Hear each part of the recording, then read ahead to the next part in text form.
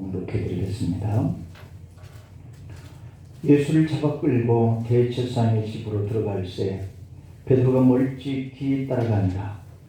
사람들이 뜰 가운데 불을 피우고 함께 앉았는지라. 베드로도 그 가운데에 앉았더니 한 요정이 베드로의 불빛을 향하여 앉은 것을 보고 주목하여 이르되 이 사람도 그와 함께 있었느니라 하니, 베드로가 부인하여 이르되 이 여자여, 내가 그를 알지 못하노라 하더라.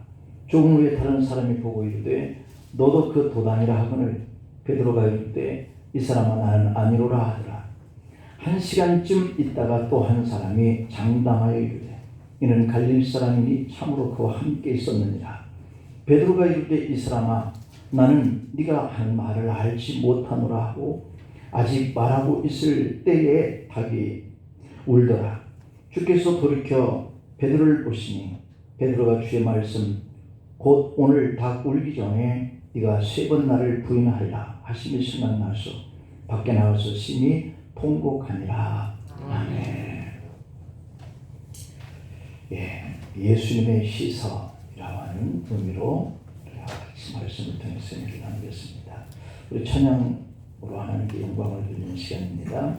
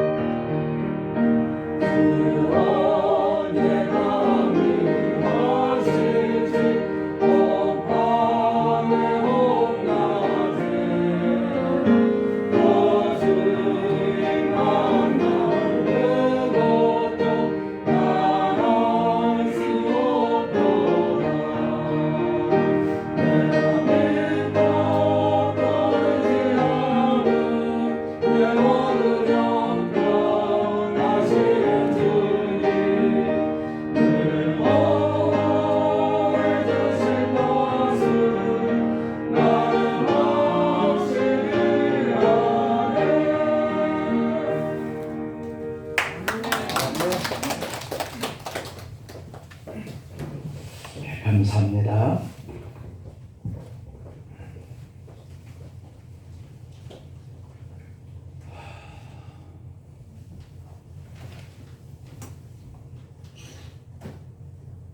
반갑습니다. 할렐루야. 네. 사람이 무시당하는 거, 이것이 가장 분노하는 감정이 일어나는 것 같아요. 여러분 가족 중에서든지 친구든지 교우든지 간에 서로 무시하지 않기를 바랍니다. 우리 주님이 이 세상에 오셨을 때 사람들로 하여금 무시당했어요.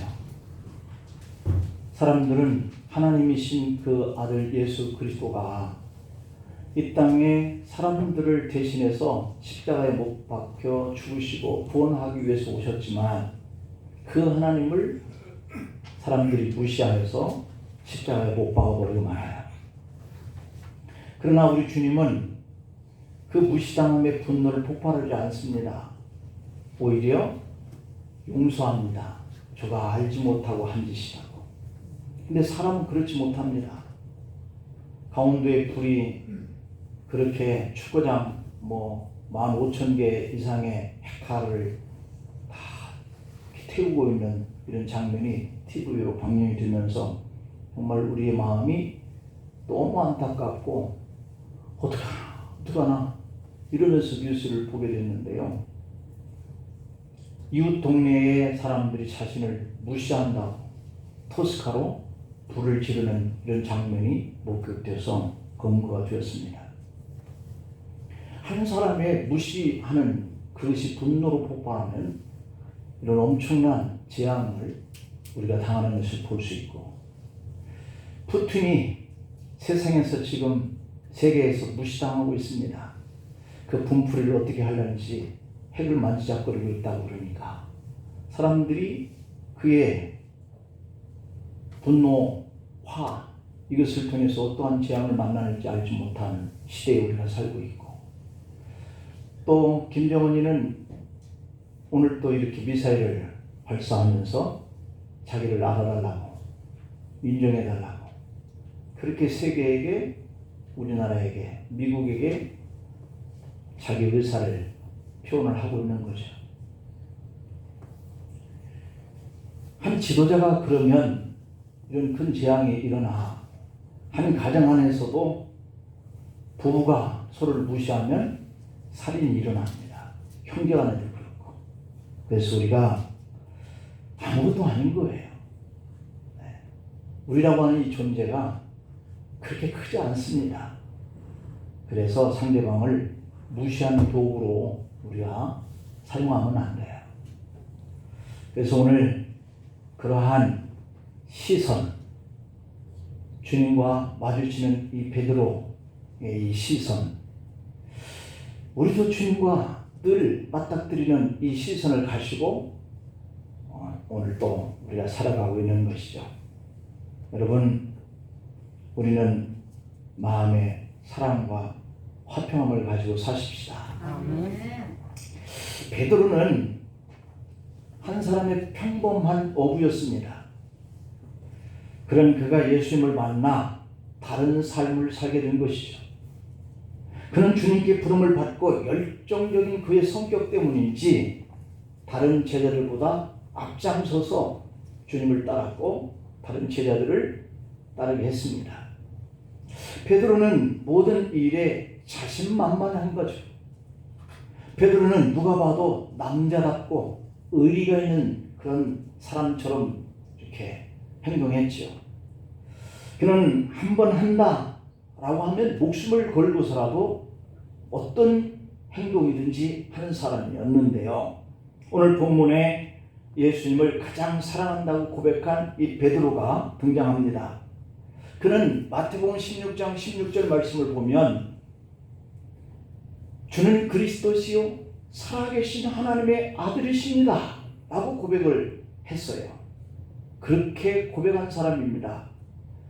마태복음 16장 21절 말씀을 보면 이때로부터 예수 그리스도께서 자기가 예루살렘에 올라가 장로들과 대제사장들과 서기관들에게 많은 고난을 받고 죽음을 당하고 제3일에 살아나야 할 것을 제자들에게 비로소 가르치셨다라고 했는데, 그때 22절에 보면 베드로가 예수님을 붙들고 항변을 합니다. 주님, 그리하지 마세요. 이 일이 결코 주님께 미치지 않을 겁니다 라고 만류하고 주님 편에 든든하게 벽을 쳐 보호해 줄 것처럼 이렇게 고백을 하는 당당한 모습을 볼 수 있죠. 이런 분이 여러분들 가깝게 있으면 얼마나 좋을까요? 마태복음 26장 31절에 보면 마지막 유월절 식사를 마치고 감난산으로 가시던 예수님이 가시는 발걸음을 멈춥니다. 오늘 밤에 너희가 다 나를 버리리라. 기록된 바 내가 목자를 치니 양떼가 흩어지리라 하였느니라 라고 하실 때에도 33절쯤 보면 베드로가 또 나섭니다. 주님, 모두가 다 주님을 버릴지라도 나는 결코 버리지 않겠습니다 라고 장담을 하고 있어요. 그때 26장 34절에서 예수님이 안타까운 눈으로 그를 바라보시면서 하시는 말씀이에요. 내가 진실로 네게 이르노니 오늘 밤 닭 울기 전에 네가 3번 부인할 거야 라고 하셔요. 자, 그 말을 듣고도 베드로는 35절에서 보니까 내가 주와 함께 죽을지언정 결코 주님을 모른다고 부인하지 않을 거예요 라고 말합니다. 여러분, 내가 주님을 부인하지도 않을 거고 함께 죽을지언정 주님과 함께 오게도 가고 죽는데도 가기를 맹세합니다. 그렇게 결심하는 베드로는 자기를 몰라주는 이 주님이 조금은 야속했을 거예요. 아, 그러냐, 베드로 네가 최고다, 이렇게 칭찬하는 말 정도쯤은 해주실 줄 알았는데 그렇게 하지 않습니다. 자신을 가룟 유다 취급하는 것 같아서 이 베드로는 섭섭했을 거예요. 그래서 베드로는 마음속으로 자기가 주님을 부인하는 일만큼은 절대 없을 거다 라고 굳게 결심을 했을 겁니다. 드디어 베드로에게 기회가 주어졌습니다. 일의 기회. 여러분들에게도 많이 일어나기를 축복합니다. 기회가 주어져요. 그 기회가 주어질 때 그 찬스를 붙잡아야 돼요. 마태복음 26장 47절 말씀을 보면 베드로에게 기회가 주어진 때가 바로 여기에요. 겟세마네 동산에서 예수님이 함께 있었어요. 말씀하실 때 12 중에 하나인 유다가 왔는데 대제사장들과 백성의 장로들에게 파송된 큰 무리들이 같이 왔어요. 칼과 몽치를 가지고 왔다라고 되어 있습니다. 그때 다른 제자들은 다 머뭇거렸을 때 베드로는 조금도 망설이지 않고 칼을 뽑아 휘둘렀습니다. 51절부터 52절에 보면 예수와 함께 있던 자 중에 하나가 손을 펴 칼을 빼어 대제사장의 종을 쳐 그 귀를 떨어뜨리니 이에 예수께서 이르시되 네 칼을 도로 칼집에 꽂으라. 칼을 가지는 자는 다 칼로 망하느니라 라고 하십니다. 베드로의 충성심에도 불구하고 예수님은 군병들에게 끌려가고 말았습니다. 죽는데도 함께 가겠다고 맹세했었잖아요. 감옥에도 함께 가겠다고 다짐했었잖아요. 호언 장담했던 베드로, 바로 그 상황에서 어떻게 했느냐라고 하는 겁니다. 지금 베드로에게 기회가 주어진 겁니다. 자신이 장담했던 그 말대로 행동할 수 있는 기회 말이죠. 마가복음 14장 50절에 보면 그렇게 말합니다. 제자들이 다 예수를 버리고 도망하니라 그랬어요. 다 도망한 겁니다. 예수님이 쇠사슬에 묶여서 쉼없이 끌려가는 그 모습을 보자 누가 먼저랄 것도 없이 제자들은 다 도망했다라고 되어 있습니다. 기회가 주어졌는데 도망갑니다. 이제 찬스를 잡아서 주님 보셨죠? 라고 할 수 있는 그 찬스에 도망갑니다. 베드로도 자기도 잡힐 것 같아서 한참을 도망치고 있는데 마음속에서 양심의 소리가 들립니다. 너 주님께 뭐라고 그랬어? 도망가는 베드로의 심령 속에서 양심의 소리입니다. 주와 함께 죽을지언정 주를 부인하지 않겠다고 했잖아. 주와 함께 오게도 가고 죽는데도 간다고 그랬잖아. 그런데 이게 뭐야? 그러고도 네가 제자라고 할 수 있어? 그래서 베드로는 도망하는 다른 제자들을 뒤로 하고 예수님이 체포되셨던 곳으로 돌아옵니다. 마가복음 14장 53절 54절 말씀에 보면 그들이 예수를 끌고 대제사장으로 가니 베드로가 예수를 멀찍이 따라 대제사장의 집 뜰 안까지 들어가서 아랫사람들과 함께 불을 쬐더라 하고 되어 있습니다. 저만치 끌려가시는 예수님께 발걸음을 천천히 옮깁니다. 그는 사람들이 주변의 곁에 다 떠날지라도 자신만은 주님을 지키겠다고 장담했던 사람이잖아요. 그는 밤새도록 고기를 잡다가 빈 그물로 아침을 맞이했을 때 주님의 말씀대로 그물을 던져서 2배의 고기를 가득 채운 경험을 한 사람이에요. 주님을 경험한 사람입니다. 주님의 이적과 기적과 표적을 경험한 사람이에요. 그는 변화산에서 주님에게 임했던 그 광채를 보고 초막셋을 지켰어요 라고 말했던 그런 이적을 본 사람이에요. 그는 그의 마음속에 주님이 끌려갔을 때 두려움이 생깁니다. 왜 그처럼 사랑했던 주님과 멀찍이 떨어져 두려움이 생겼을까? 여러분, 주님을 멀리하고 살다가 보면 보여지는 이 환경 때문에 두려움이 생기는 거예요. 두려움이 생길 때 여러분 주님께 더 다가가시기를 축복합니다. 왜 주님을 위해 목숨을 던지겠다고 각오했던 베드로가 주님을 모른다고 부인했기 때문에 이러한 일들이 일어난 것일까요? 베드로의 믿음에 문제가 생겼기 때문에 이런 일이 발생한 겁니다. 다른 거 없습니다. 기회가 주어졌을 때 내가 멀찍이 떨어져 가는 것은 말이죠, 내가 믿음이 적어졌기 때문이에요. 믿음의 문제가 생긴 겁니다. 예수님 때문에 자신의 피해를 보고 싶지는 않은 거예요. 믿음이 떨어진 거예요. 내가 주님 때문에 이러한 은혜를 받고 살았는데 이제 기회가 왔으니 그 은혜를 갚을 때가 됐지 라고 하는 것은 믿음이 있는 거거든요. 근데 도망가거나 숨거나 피하면요, 믿음이 떨어진 거예요. 믿음에 문제가 생긴 거죠. 자신의 그 믿음의 문제가 생긴 것은 모르고 기적을 행하셨던 주님 곁에는 내가 주님 여기에 초막셋을 지을게요. 주님 저는 죄인입니다. 저를 떠나세요. 이렇게 고백했었던 베드로였잖아요. 그런데 이제는 주님이 잡힐 때 자신의 믿음이 떨어지고 보니 미련 없이 돌아서려고 발걸음을 멀리합니다. 예수님 때문에 희생하고 예수님 때문에 손해를 보고 예수님 때문에 참는 것이 없다고 한다면 우리의 믿음도 사랑도 진실이 아닌 거죠. 그래서 성도들에게 위기가 닥쳤을 때에 그분이 믿음 있는 사람이었구나, 그분에게 믿음이 없었구나 라고 하는 판단이 되는 것이죠. 믿음 생활에 두려움이 돌아오면 성도가 비겁해지는 겁니다.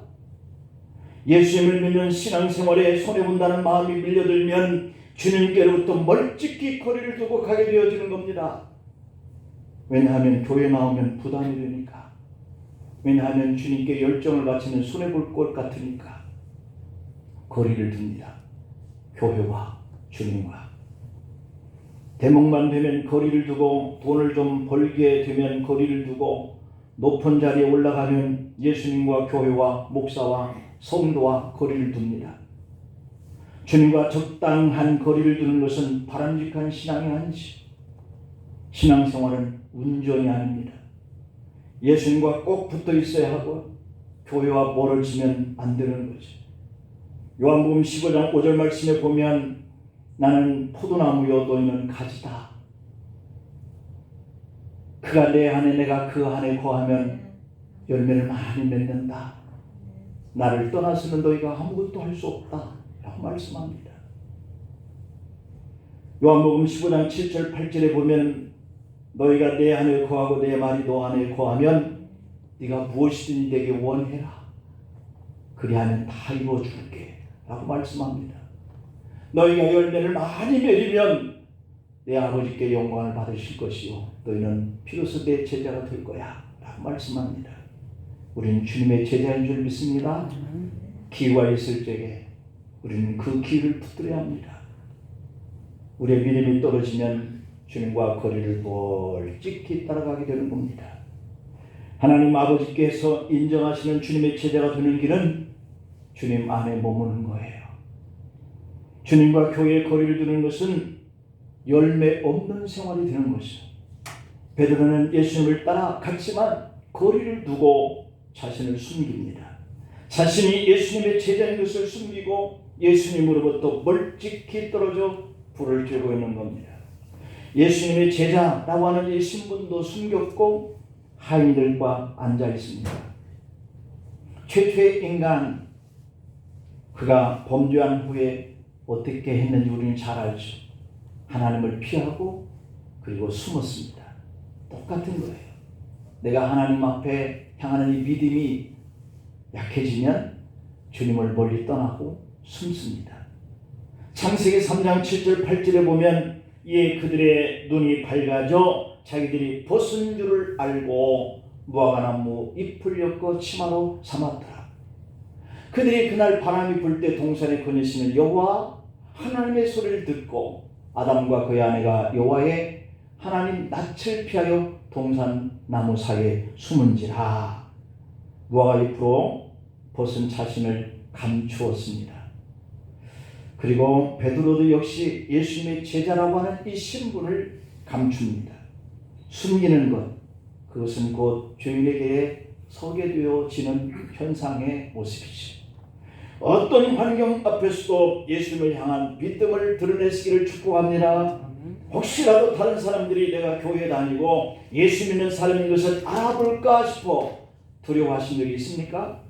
내가 이런 행동하는 이 모습이 저 사람 예수 믿는 사람 아니야? 라고 하는 것이 그 사람들에게 비추어져서 약점으로 잡힐까봐, 흉으로 잡힐까봐 교회 다니는 모습을 감추려고 하는 적은 없는지, 내가 장로인 것을, 내가 안수집사인 것을, 내가 권사인 것을, 내가 교회의 집사요, 내가 교회 다니는 사람인 것을 알게 되면 안 되는 것 때에 나는 나를 숨깁니다.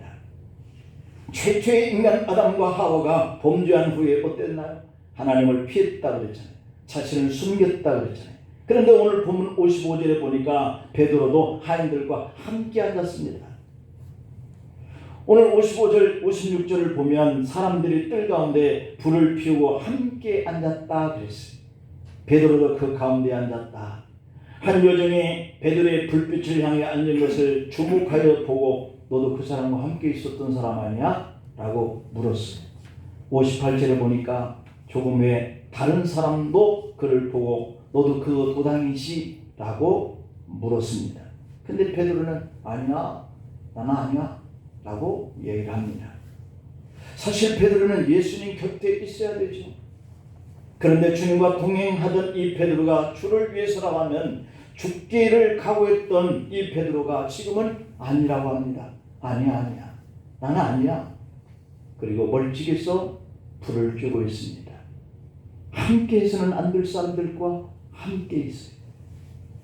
마태복음 26장 58절에 보면 베드로가 멀찍이 예수를 따라 대제사장의 뜰에까지 가서 그 결말을 보려고 안에 들어가 하인들과 함께 앉았더라. 제자로서 지금 예수님을 가까이 따라가는 것이 아니라 어떻게 될 것인가 관찰하기 위해서 멀찍이 앉아 있었다라고 하는 겁니다. 예수 믿는 사람이 예수님이 어떻게 될까 생각하고 관찰자가 되면 안 되는 것이죠. 교회가 어떻게 될지, 교회가 이렇게 사람도 자꾸 작아지는데 이 교회가 앞으로 어떻게 될지 관찰자가 되면 안 되는 거예요. 오늘 이 사건을 생각하면서 예수님과 거리를 좁히시기를 축복합니다. 그러려 한다면 내가 예수님과 어떻게 거리를 좁혀갈 수 있을까요? 그 방법은 첫 번째, 예배로 좁혀가야 합니다. 예배로. 아멘. 예배 생활은 중요한 겁니다. 예배를 드리는 사람은 주님과 가장 가까운 거리에 있는 거예요. 하나님 예수 믿는 사람들의 예배 드리기를 원하시죠. 요한복음 4장 23절 24절에 보면 아버지께 참되게 예배하는 자들은 영과 진리로 예배할 때가 오나니 곧 이때라 아버지께는 자기에게 이렇게 예배하는 자들을 찾으시느니라. 하나님 영이시니 예배하는 자가 영과 진리로 예배할지니라 그랬습니다. 하나님은 예배드리는 자를 찾으시는 줄 압니다. 할렐루야. 욥기서 1장 20절 22절까지 보면 욥이 일어나 겉옷을 찢고 머리털을 빌고 땅에 엎드려서 예배하며, 지금 예배드릴 상황이 아니에요. 요배 형편상 열전야가 다 죽은 상황 아닙니까? 그리고 많은 가축들을 다 이웃이 와서 다 잡아간 상황 아닙니까? 그것을 돌보던 종들이 다 죽은 상황 아닙니까? 그런데 머리털을 밀고 땅에 엎드려 예배해? 오늘 저는 깜짝 놀랐습니다. 오늘 우리 박종 권사님 부군께서 엊그저께 돌아가시고 지금 상중에 구하시는데 오늘 교회 나와서 앉아 계십니다. 너무 놀랐어요. 우리 주님이 위로하여 주실 줄로 믿습니다. 이러한 상중에도 하나님께 예배드리고 싶어하는 이런 마음이 하나님이 찾으시는 사람의 모습이다 라고 하는 거예요. 욥은 그런 환경 속에서 예배를 드렸어요. 스바 사람들 들이닥쳐서 소와 나귀들을 빼앗고 칼로 종들을 죽이고 불이 하늘에서 떨어져서 양과 종들이 죽었고 갈대아 사람 세 무리가 와서 낙타들을 빼앗고 칼로 종들을 죽였으며 욥의 10 자녀들이 거친 큰 바람으로 진 네 모퉁이를 쳐서 그 자녀들 위에 무너짐으로 그들이 죽었을 때라고 하는 거예요. 욥은 이런 두렵고 무서운 상황 속에서도 하나님을 원망하지 않고 하나님과 거리를 멀찍이 따라가지 않고 하나님 앞에 엎드려서 예배를 드리며 찬송하며 여호와 이름에 찬송을 받으실지어다 라고 했습니다. 원망할 수밖에 없는 그런 환경 속에서 예배드리는 것이 바로 하나님을 가까이 하는 믿음의 사람의 모습이요 하나님이 기뻐하시는 사람의 모습이다. 그런데 우리는 하나님께 신앙생활하는 사람인데도 불구하고 어려움이 오면 제일 먼저 예배로부터 벌어집니다. 예배로부터 벌어집니다. 하나님 앞에 회개하고 돌아오라 라고 하시는 이 사건이 우리 믿음의 관점에서 볼 때 이 코로나 바이러스예요. 세상 사람들은 그렇다 칠지라도 하나님을 믿음으로 믿는 신앙의 사람들이 이런 어려움이 재앙이 인간의 회개할 것을 징계하시는 하나님의 관점으로 볼 수 있는 신앙인들의 그 모습이 주님 앞에 더 멀어진다. 예배를 하나님으로부터 더 드리지 않으려고 한다. 이게 두려움 때문에 그렇거든요. 할 수 없어요. 마음속에 믿음이 약하니까.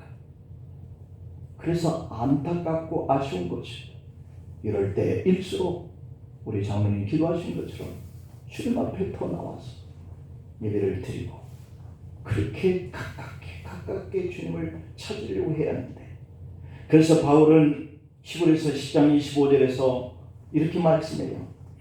모이기를 절대로 피하는 어떤 사람들의 습관과 같이 하지 말라. 오직 권하여 그날이 가까이 오면 볼수록 더 그리하자. 아멘. 사도행전 2장의 46절을 볼까요? 날마다 마음을 같이하여 날마다 마음을 같이하라는 거예요. 너 혼자만 하지 말고 날마다 같이하여 성전에 모이기를 힘쓰고 집에서 떡을 떼며 기쁨과 순전한 마음으로 음식을 먹고 날마다 마음을 같이하여 성전에 모여서 뭐 하겠어요? 예배드리는 것이요. 시편 96편 9절에 보면 아름답고 거룩한 것으로 여호와께 예배할지어다. 우리에게 좋은 것이 있으면 감사하여서 주님 앞에 드리면서 예배하라는 거예요. 할렐루야. 주님이 주셨으니까 다시 주님 앞에 드리면서 이사야 66장 23절에 보니까 여호와가 말하노라. 매월 초하루에 또 매 안식일에 모든 혈육 있는 사람들이 내 앞에 나와서 예배하리라 그랬습니다. 모든 혈육 있는 사람, 모든 살아있는 사람들 하나님 앞에 나와서 예배를 드리라 그랬어요. 그러나 영적으로 흔들리는 사람은 예배로부터 멀어진다. 예배로부터 멀어지면 교회가 싫어집니다. 은혜 속에 살 때는 예배를 집례하는 목사를 만나면 반갑습니다. 예배로부터 멀어지면 목사를 골목에서 보면 숨습니다. 싫어서 피하게 되는 거죠. 그러므로 무슨 문제가 있어도 하나님 앞에 나와야지 하나님의 눈을 피해서 멀찍이 떨어져 있으면 안 되는 거죠. 멀찍이 반대는 가깝게 나와 예배 생활하는 믿음의 모습인 줄 믿습니다. 그 다음에 두 번째로는 기도로 좁힐 수가 있다는 기도로. 좋은 사람끼리요 전화를 자주 합니다. 여러분들 자녀들에게 이 녀석들 궁금한데 어떻게 이렇게 연락도 없이 전화를 하잖아요. 그 자녀들도 부모님들이 어떻게 계실까 궁금해서 안부 전화를 합니다. 연인끼리는 그냥 문자를 보내고요, 전화를 하고요, 관심이 그들에게 있어서 늘 서로 왕래하는 전화를 합니다. 마찬가지로 하나님이 사랑스러우면 하나님께 자신의 형편과 사정을 아뢰야 하지 않겠어요? 계시록 8장 3절 4절에 보면 천사가 와서 제단 곁에 서서 금향로를 가지고 많은 향을 받았으니 이는 모든 성도의 기도와 합하여 보좌 금제단에 드리고자 함이라 그랬습니다. 천사의 손에서부터 하나님 앞으로 올라가는지라 그랬습니다. 우리의 기도는 천사의 손에 들려 하나님 앞에 가게 되는 줄 믿습니다. 하나님을 믿는 사람들은 어려움이 오면 기도로 도움을 청하는데 그 어려움이 문제가 하나님 앞에 올라가는 것이 기도의 관계를 통해서 가능해요. 눈을 뜨든지 밥을 먹든지 어디를 가든지 운전을 하든지 무슨 계획을 하든지 기도로 하나님을 만나시기를 축복합니다. 그 다음에 세 번째로는 하나님께 드림으로 하나님과 가까워지는 거예요. 하나님께 드림으로 하나님께 가까워지는 거예요. 우리는 자녀들 생일 때 되면 맛있는 거 사 먹으라 그리고 아이들에게 식사 혹은 케이크 값을 보냅니다. 자녀들도 부모의 생일을 맞이하면 부모님 청해서 좋은 식당, 맛있는 음식 이렇게 대접하기 위해서 부모님 그 생일 때를 이렇게 자녀들이 챙깁니다. 왜냐하면 자기에게 낳아준 부모고 또 나의 자녀니까 사랑스럽잖아요. 뭔가 좋은 거 있으면 주고 싶잖아요. 마태복음 6장의 20절 21절에 보니 오직 너희를 위하여 보물을 하늘에 쌓아두라. 거기는 조미나 동록이 해하지 못하며 도둑이 구멍을 뚫지도 못하고 도둑질도 못하느니라. 네 보물이 있는 곳에 네 마음도 있다 그랬어요. 좋은 것이 있는 곳에 내 마음이 있어요. 사랑하는 자녀가 있는 곳에 내 마음이 끌려요. 나를 낳아주신 그 부모가 계시는 곳에 항상 그리운 마음을 가지고 방문하고 싶습니다. 그런 거예요. 기쁨으로 즐거움으로 여러분들이 가장 물질이 많이 쓰이는 곳이 어딘가요? 아마 여러분의 마음이 있는 곳일 거예요.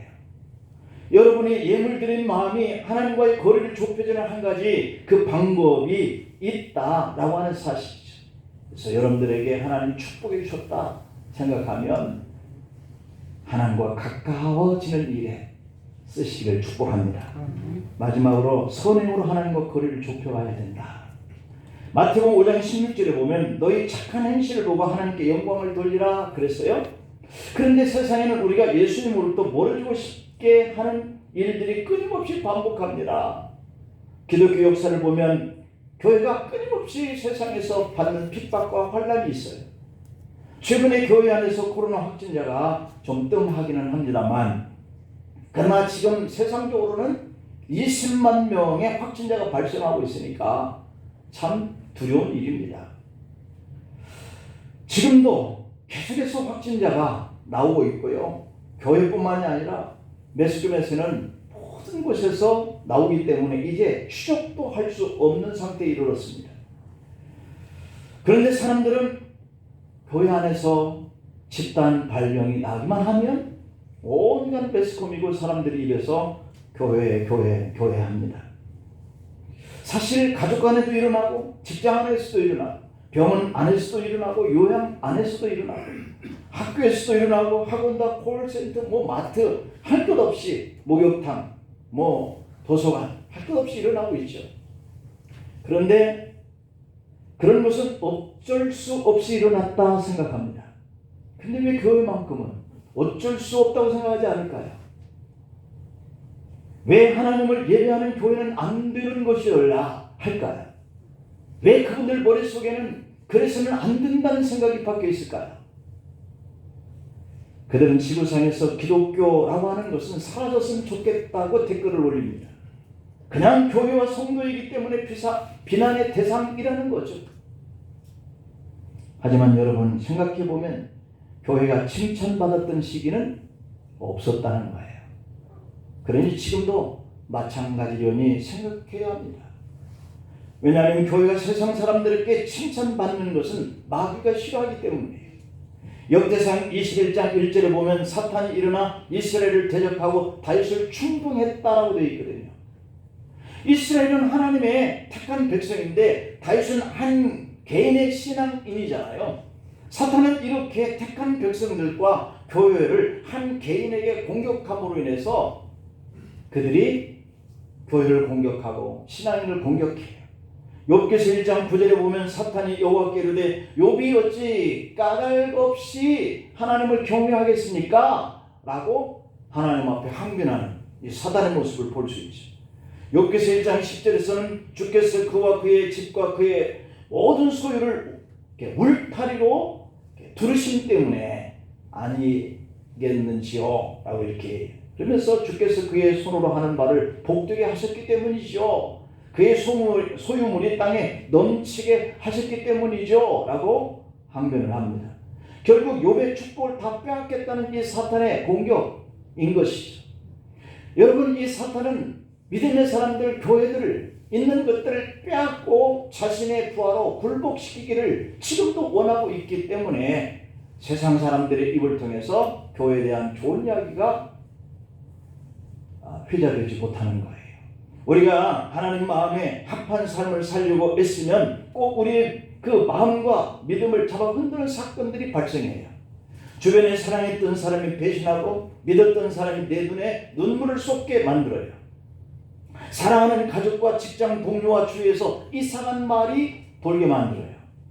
언론을 통해서든지 사회적인 조건을 통해서든지 내 마음을 흔들고 교회를 흔들고 그렇게 해서 끊임없이 핍박과 그러한 환난이 우리를 공격해 오는 일이죠. 데살로니가전서 2장의 18절에 보면 그러므로 나 바울은 한 번 두 번 너에게 가고자 하였으나 사탄이 우리를 막았도다 라고 되어 있습니다. 사탄은 이렇게 교회를 막고 성도들을 막고 하는 역할을 하고 있습니다. 그래서 우리가 믿음을 가지고 주님 앞에 가깝게 가야 하는데도 불구하고 마음속에 너 죽지 않느냐. 그래서 주님을 멀찍이 떨어뜨리는 베드로와 같이 사탄이 역사를 하는 겁니다. 그래서 바울은 우리에게 견실하며 흔들지 말아라 라고 당부합니다. 고린도전서 15장의 58절에 보면 내 사랑하는 형제들아 견실하며 흔들리지 말고 항상 주일에 더욱 힘쓰는 자들이 되라.